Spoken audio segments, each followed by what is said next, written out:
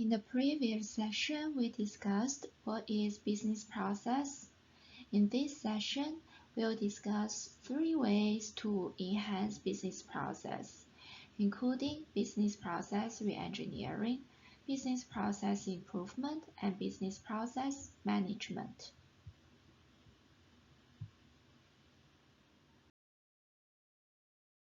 To begin with, let's think about what are the measures of excellence in executing business processes. Well, there are 6 well-known measures. Customer satisfaction, meaning optimizing and aligning business process to fulfill customers' needs. We also have cost reduction, cycle and fulfillment time reduction, quality, meaning optimizing the design, development, and production processes. And we have differentiation and productivity.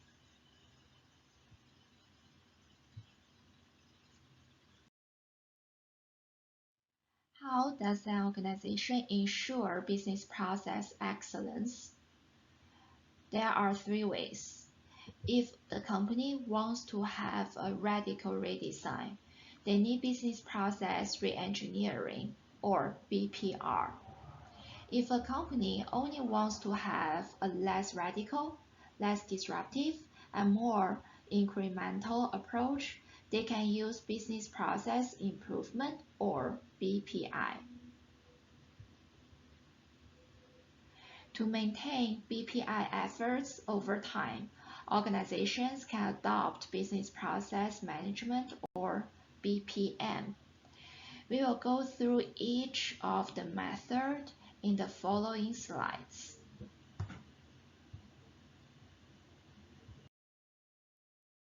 BPR is a radical redesign of an organization's business processes to increase productivity and profitability. It examines business processes with a clean sheet approach and then determines how can best reconstruct the processes. However, its drawback is too difficult, too radical, too lengthy, and too comprehensive to implement.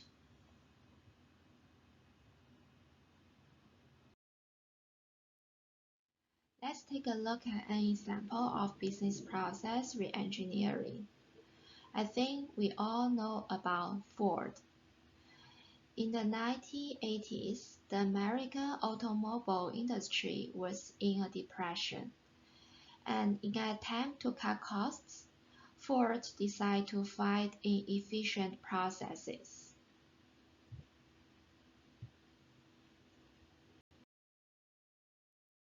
One of their findings was the accounts payable department was not as efficient as it could be. Their accounts payable division consists of 500 people.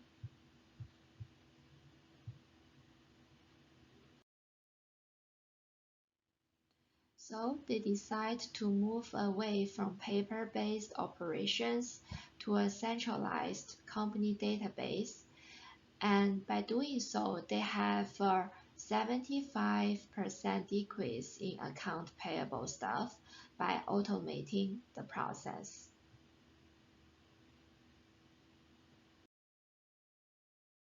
Here is the old payable process in Ford. First, the purchasing department will write a purchase order and send a copy to accounts payable department. Second, the material control department will receive the goods and send a copy of the related document to accounts payable department.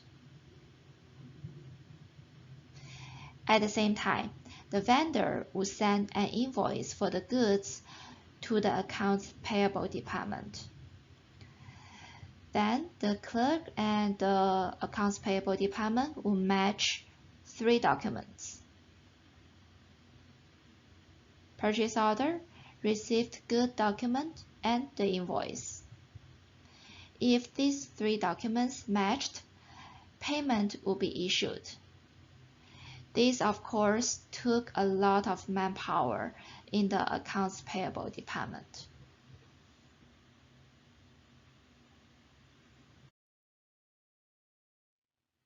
Here is the new payable process. Purchasing department issues an order and inputs it in an online database. Material Control Department receives the goods and cross-references with the database to make sure it matches an order. If there is a match, Material Control Department accepts the order on the computer. Okay, compare these two processes, we can see a clear improvement for the payable process, but it is a radical redesign of the process.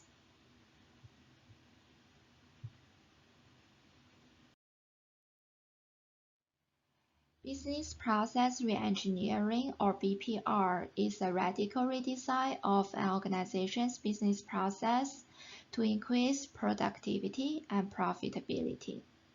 However, its drawback is too difficult, too radical, too lengthy, and too comprehensive to implement. Its failure rate could be very high. You can make a guess about the failure rate.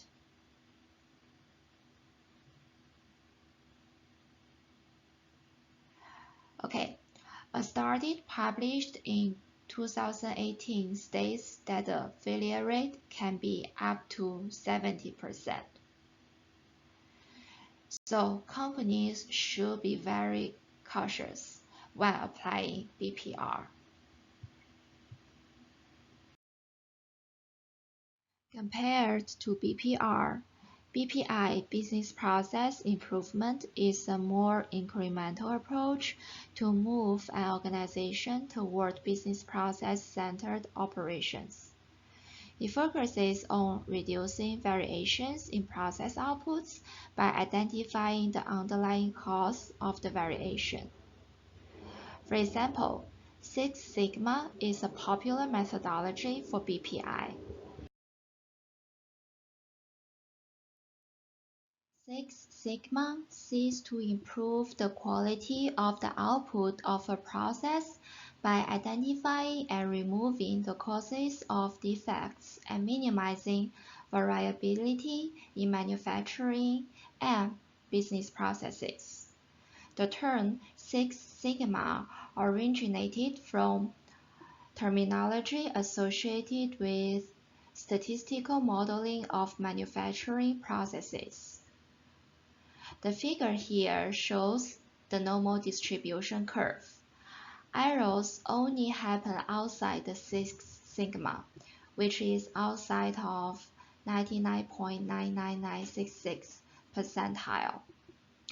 People use this term to describe the maturity of a manufacturing process and indicate there are only 3.4 defective features per million opportunities, which means almost defect-free.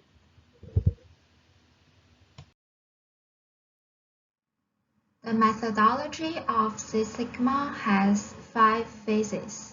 First, define the system, the voice of the customers and their requirements and the specific project goals. Second, measure the key aspects of the current process and collect relevant data. Third, analyze the data to investigate and find out root cause of the defect under investigation. Fourth, improve or optimize the current process based upon data analysis using techniques such as design of experiments or mistake proofing, and standardize work to create a new future state process. Set up pilot runs to establish process capability. Lastly, control the future state process to ensure that any deviations from the target are corrected before they result in defects. Implement control systems such as statistical process control, production boards, visual workplaces, and continuously monitor the process. This process is repeated until the desired quality level is obtained. The desired quality level is 6 sigma, which means there is only 3.4 defective features per million opportunities or products.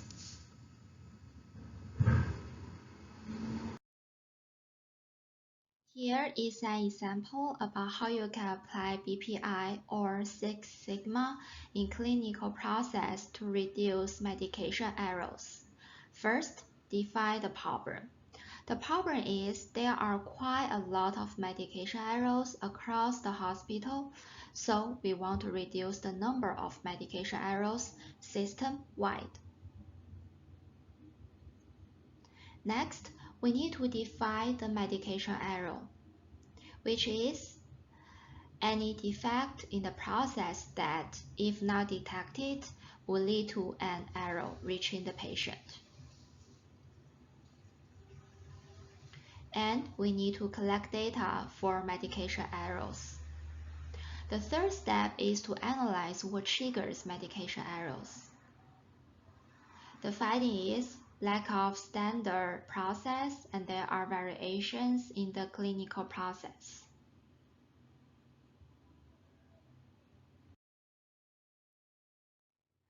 After that, we can come up with different ways to improve the clinical process.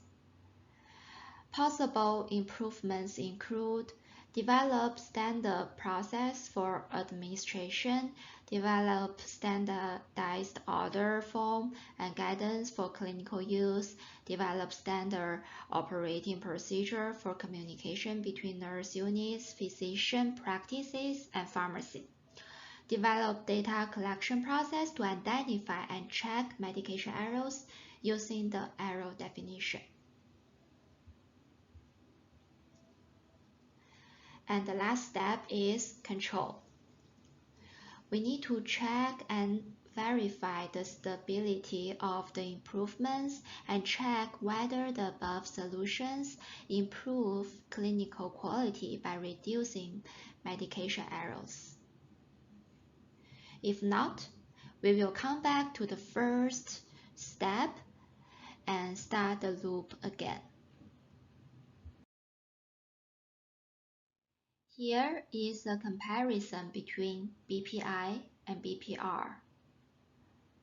Companies can choose which approach to use based on their needs in reality.